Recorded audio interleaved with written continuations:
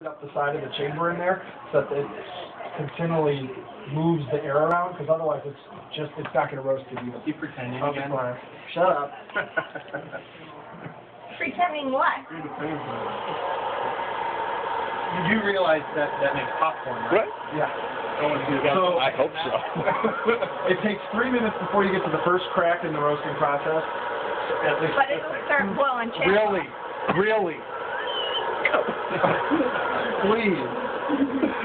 And That was the grand finale.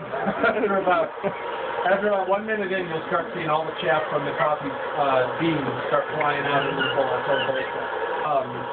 Ideally, you wouldn't lose any coffee beans into the bowl, but it's kind of pop out. But after about 3 minutes, you'll hear the first crack, which is more of kind of it's more like popcorn popping.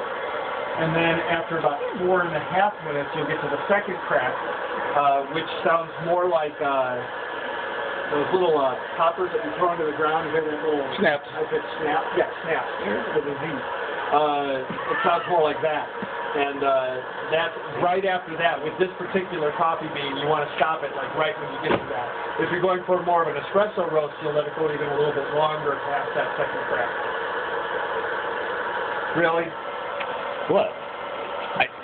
People on YouTube might want to see this someday. or Funny or Die. My brother's a freak show. Yeah. Appreciate that.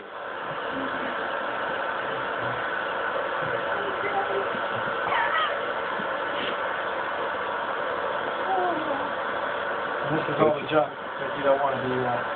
Oh.